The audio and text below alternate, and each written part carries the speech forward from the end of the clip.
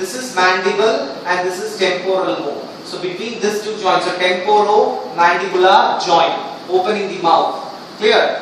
Next, you have joint between the occipitum and first cervical vertebra. The first cervical vertebra SM name is atlas. So this joint is called as atlanto-occipital joint.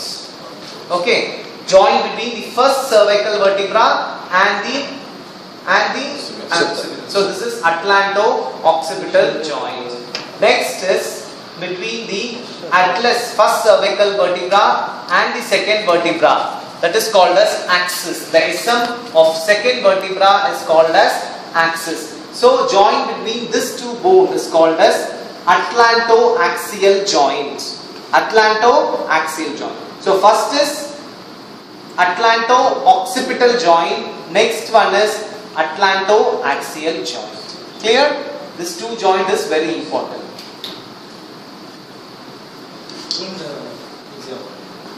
Next week. Okay. Now this joint between the head of the humerus and the glenoid cavity is called as glenohumeral joint. Glenohumeral joint, because between glenoid cavity and between the head of the humerus. So glenohumeral joint. Now just go up. The joint between the clavicle and the acromion process. This joint is called as acromioclavicular joint. Can you see? Acromioclavicular joint. Now just go through this. So joint between the clavicle and the sternum. This joint is called as sternoclavicular joint. Sternoclavicular joint. Now turn around. Joint between scapula and thorax is scapulothoracic joint. Scapulothoracic joint. Just come down to this joint. Generally this is called elbow joint, but now you will call it as humero-ulnar joint and humero-radial joint. So joint between humerus and radius is called as humero-radial joint. So that is the joint between head of the radius and this bone is called as capitulum. So joint between this is called as humero-radial joint. Same here we have trochlea and trochlear process, then this coronoid process of ulna. The joint between these two is called as humero-ulnar joint. Trochlea in humerus and coracoid process here. These two will join to form the humero-ulnar joint. Next, the head of the radius articulate with radial fossa in ulna. The head of the radius articulate with radial fossa in ulna. And this joint is called as superior radio-ulnar joint. Superior radio-ulnar joint. Come down. There is a joint between ulnar head and ulnar fossa in the radius. This joint is called as inferior radio-ulnar joint. Inferior radio-ulnar joint. Next, coming to commonly called as wrist joint, or otherwise called as joint between radiocarpal joint, between the radius carpal bones and the radio-ulnar disc. We have a disc here. So that is called as wrist joint or radiocarpal joint. Joint between radius and the carpal bones. These are the two layers of carpal bone. This is proximal row, scaphoid, lunate, triquetral, pisiform, trapezium, trapezoid, capitate, hamate. These are the middle. Yeah, these are the two rows. So the joint between the proximal carpal row and the distal carpal row is called as mid-carpal joint. The name is mid-carpal joint, between the proximal carpal row and the distal carpal. Mid-carpal joint. Next, the joint between the carpals and the metacarpals. What is the joint between the carpals and the metacarpals? This joint is called as carpo-metacarpal joint. CMC. Carpo-metacarpal joint. Now metacarpal and phalanges. The joint between metacarpal and phalanges is metacarpophalangeal joints. Very good. This is always called MCP. Metacarpophalangeal joints. Next, what we have is phalanges. In phalanges, you can see we have two joints in phalanges.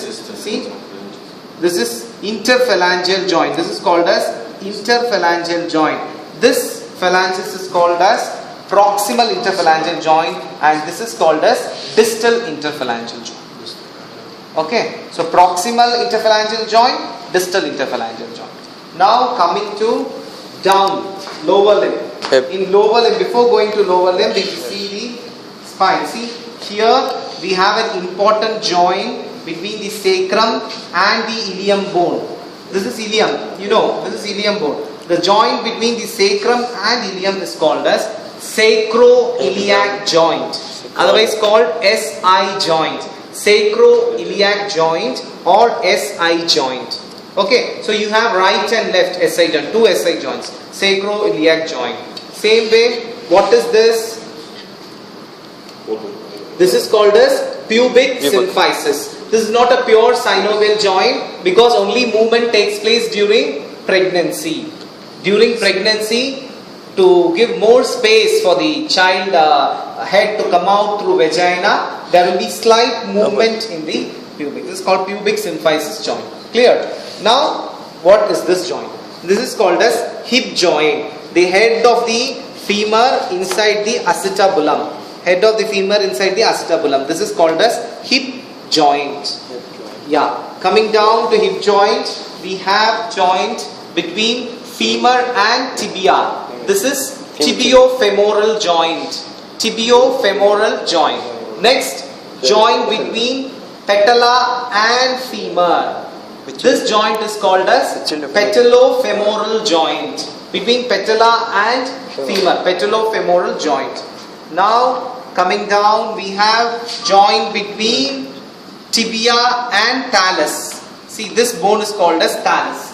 So this is called as talocrural joint or ankle joint. So remember now, ankle joint. Okay, ankle joint is between tibia and talus bone. Okay, talus, T-A-L-U-S, talus. Now you see these metatarsal bones. This is tarsal bone upside, and this under the talus bone you have calcaneus.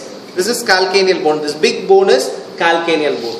And coming to the medial side of the great toe, you have navicular bone. This bone is called as navicular bone, and this bone is called as cuboid bone.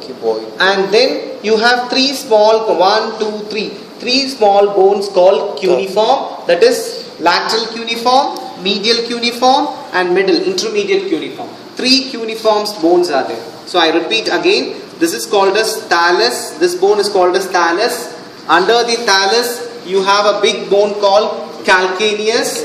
Then medial side in the thumb. When you come in the thumb, here you have navicular, and here you have cuboid, and then we have three cuneiform bones. So all these tarsal bones are together with tarsal joints.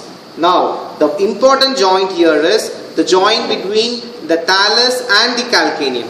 See, this is called as subtalar. Very good. Subtalar joint. Subtalar joint. What are the movement produced in this joint? Because in ankle joint there will be only dorsiflexion, plantar flexion. So in subtalar joint we have inversion and eversion. Very good. Now coming to tarsals, and what is this joint? Tarso-metatarsal joint. Joint between tarsal bones and metatarsal. So this joint is called as tarso-metatarsal joint. Coming to same like that, this is called as tarsophalangeal joint. This is interphalangeal. Clear? This is about the